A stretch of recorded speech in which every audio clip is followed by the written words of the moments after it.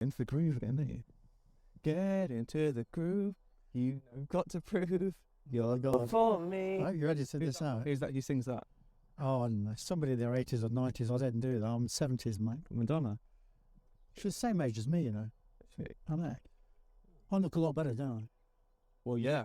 And there's a little bit of a proof. You're extending your Mr. Prime to Mr. Prime DSLR F-mount lenses. Yeah. And you've got your bargain 58 1.4, which a lot of reviews on YouTube say is the biggest load of rubbish they've ever seen. So why did you do it? Just on a different journey to find something unique, a bit more character, a bit more compact. The love for the 1.4s.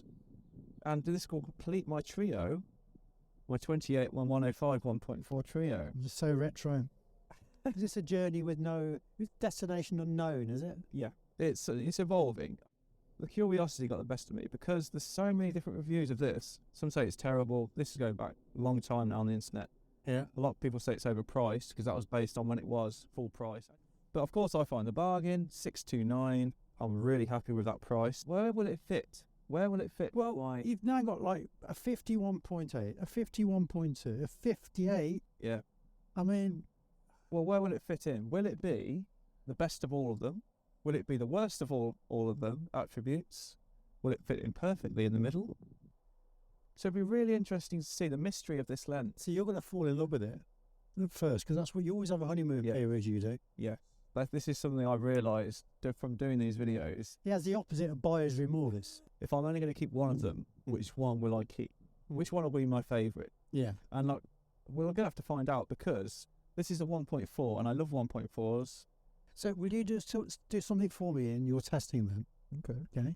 The Nifty 50 1.8, which 6-9 months ago was like the best lens that Nikon's ever produced. Can you just like put a mask on in Lightroom, select the background, blur it off with the old clarity, etc. and texture, and see if you can match your 51.2 and your 58 1.4 when you're doing your tests? There's something in that, isn't there, that you could... There won't be much... They're all very going to be great lenses. I'm not saying... I don't think any of them will be bad. Well, hopefully not. And will the little differences be able to make up with the editing? Is that what you're kind of saying, isn't it? Which will be my favourite? Which will I sell? And which... And I'll ask you the same question at the end of this too. Will it have... And the most important thing is the look. The image rendition. Yeah. The subject isolation. Will this strangely built lens, because Nikon built this lens to be unique, something they wanted to do for fun, to have some unique characteristics. Will it beat the new technology? The 51.2 is obviously very heavy and big, and the other two are compact, so that gives them a distinct advantage straight away for me. Brand new, the 51.2 is very expensive, but budget is subjective. Again, brand new, the 58 is $16.99. which is credible for a 10-year-old lens design, so you can get a good discount on all of these. The 58 I've managed to find for $629, and you can't find that much of them on the market actually. Field curvature. So you take a picture of something rough like a carpet and you test the depth of field, so then you can put it in Photoshop and then use the style effect to find edges, and it shows this image of what's in focus. So the darker it is, the more sharper it is. But I think field curvature with the 58 shows what's going on with the lens more than others, because it has quite unique characteristics. There is only a tiny bit in focus here. This is relatively in a line there, which is fine. So you can see at 1.8 the spread has got wider and the center is more intense. So this is at 2.8 and you can see the curve of the field curvature and the intensity of the sharpness in the center and how it kind of shapes now. You can really see it sweeping to the sides here like an upside down smile. If you compare it at 1.8 you can see how different they are. But is that an advantage? Is that something you want or need? And this is a 50 1.2 at 1.2. Ignore these shapes here, that was just the sunlight. It's always interesting to measure this sharpness of the field curvature with my sharpness dartboard. It's noticeably sharper. Look at the difference of around this 8 zone, and of course the edges along the depth of field line is incredibly different. Let's move the 58 to 1.8 though to have a fair comparison. And it does sharpen up a bit, it does clean up. I think we'd actually go to 2.8 to level the same as 1.8 on the 51.8 SZ mount. Now this is comparing to the 51.2 at 1.2. It's insanely sharp. I know that already, but comparing it to the 1.4 58, it's so much sharper. It actually looks like a 2.8 on the 58 compared to shooting at 1.2 on the 50. That's quite remarkable. That's a massive achievement. So here we're going to look at the depth of field look, the image compression, and how the 58 renders the background, and this is where it should shine. So let's find out. Compared to the 51.8, it's quite obvious there's a difference there. Obviously at the 58 with longer focal lengths, it makes the background look different anyway. The 1.8 lens, the 51.8, it shows a lot of edges. The background is quite distracting, whereas the 58 is very smooth. And also the 58 is surprisingly a bit cooler toned, whereas I found usually f-mount lenses have a warmer tone. As you can see, shooting at 1.4, 1.8, the background definitely gets more edgy and distracting. 1.4.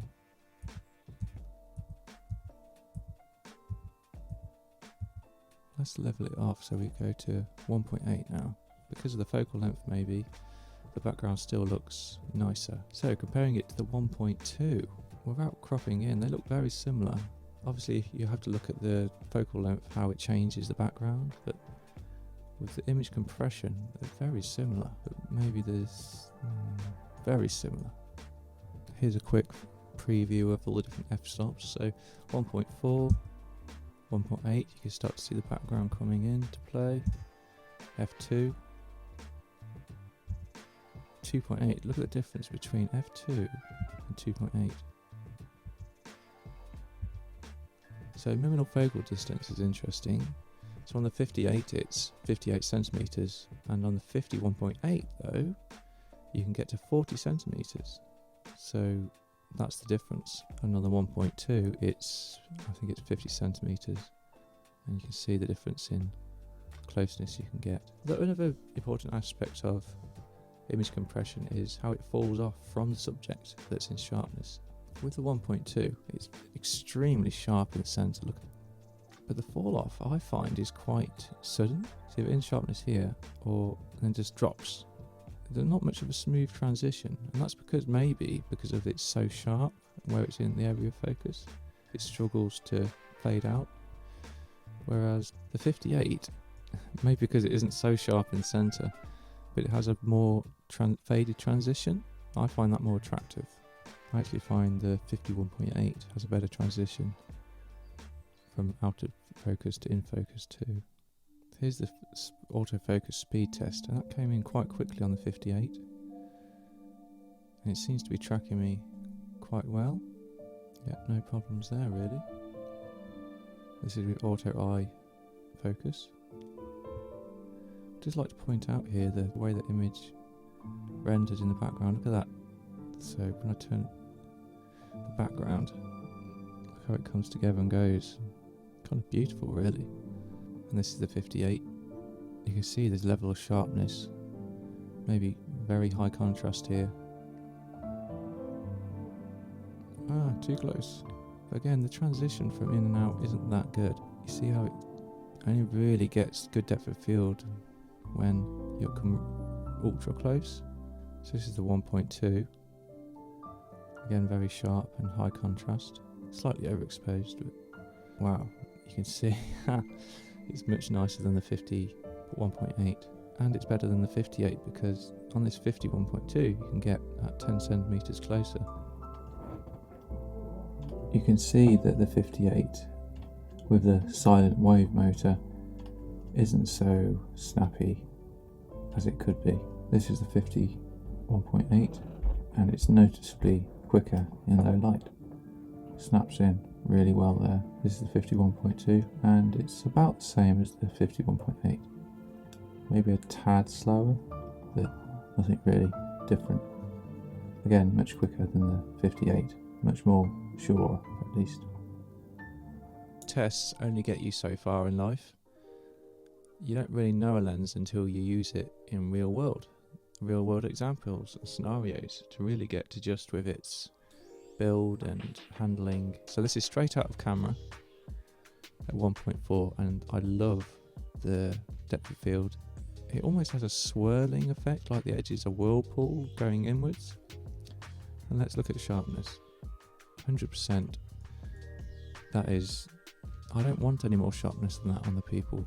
Interestingly, it automatically puts the profile of the 58 in. I think with this lens, usually I have lens corrections on because it sorts out the warping and the distortion. I mean, it's done the vignetting, which is fine. That's without the vignette correction, and yeah, I do prefer it with that in there. Though the distortion, I actually feel like it's better when I take it off. See how the edges kind of warp around it, and I think that's better because it creates like that whirlpool effect even more. One of my main concerns with using the 58 was group photos, because if you remember, the field curvature and the sharpness test showed it was only really sharp at 1.4 in the centre, so I was worried about the people on the edges wouldn't be in focus. But I was greatly surprised, and if you have a look, they're in focus, look perfectly fine. This is one of my favourite photos of the session. I just love the image compression there and the leading lines. So the automatic chromatic aberration remover does work. You can see this line here, and you can remove it. It's still there a bit, but I'm okay with that level, I think.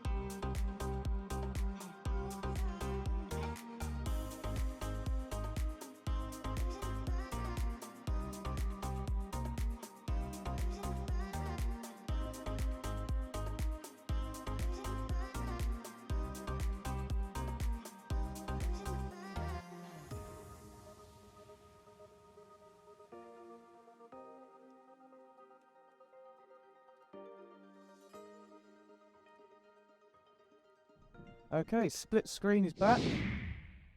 Can you tell the difference, viewers? So how do you feel about the sharpness? Is sharpness a big issue for you with these lenses? I probably like it too much. I do like, when you're loading it up in Lightroom and then you sort of zoom it to 100% and it's pinch sharp. Yeah. But, how much sharpness do you need? So for portraits, I'm happy with a 58 for that. So then it comes to image compression, image isolation. That was a really interesting one. Really, they look very similar to each other, would you say? Especially, like you say, to the clients. Yeah. They all look the same. Yeah. But to us, and I sent you a test, didn't I? A test chart. You did. Yeah. And you got them right. But I got them right by using a process of elimination, which wasn't based on how they looked, because they all looked the same pretty much. I could just see that your 51.8 unedited, obviously, the background wasn't as shallow as the other lens. So, it was a process of elimination and working it out that way around, as opposed to, wow, one of them looks fantastic compared to the other. I mean, they all looked very, very similar to me.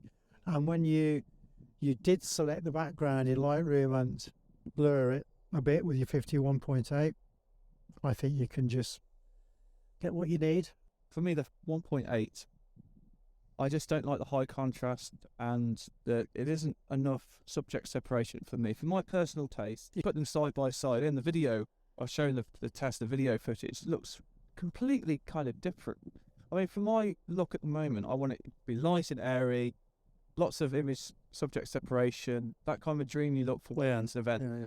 And the 58 and the 51.8 is kind of contradictory to that. So the loser with the handling, you're right, is the 1.2. It's ridiculously big and heavy. And the other two are winners because I can put them both on my ZFC. I can take them around with me. It feels good to use, light and compact, powerful lenses. So based on budget, which one entices you? Which is the 1.2 justify the cost?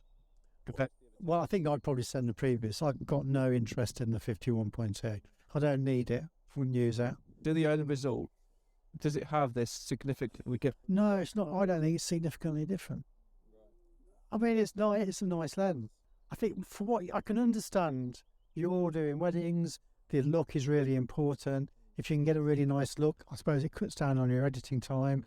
1.4 is faster than 1.8. Stating obvious. So sometimes you have low light issues at weddings in the evenings when they're doing the, in the reception and all the rest of it. So, however, I think the 58, it's a 15%, 16% probably a narrower field of view. So that might be an issue for you. I'm worried about how it's going to perform with moving in low light situations. Right. Because I can already tell it's a bit sluggish clicking in to focus Right. lower light. So Be okay. Because you can't say, hang on a minute, just give me a couple of minutes. I've got a Nikon. Oh, he's got a Nikon. Yeah, okay, yeah, we'll wait then. We'll wait. He's got a Nikon. trying to round it up, the 58 for me fits all the kind of situations at the moment. I'm happy with it, but the real tests will be over time. So my favourite, if you could choose, which is your favourite? If you could choose one now, sell the other two, which one would you get? 51.8. And Why? What's the main headline of that? it's, as I said, it's nifty 50. It's the right price. It's an amazingly sharp lens, so you've got the sharpness when you need it. Sharp edge to edge. It's just a nice Z mount S lens. It's great. So, Russell, which is your favourite? If I only have one, if I had to choose now, it would be the 58. I knew you were going to say that because it's the one you just bought. So yeah, So you're going to get divorced from your 51.2. I'm going to give it time. So okay. there's still a lot to discover with the 58. I want to see you use it in a load more weddings. Come back in, say, 3, 4, 5, 6 months. Yeah. Then let's see. Yeah. Well, what do you guys think? Have you guys got it? Are you interested to get this mysterious 1.4 lens? On my journey, something a bit more unique, a bit more character, a bit more fun to use, and this lens certainly does that.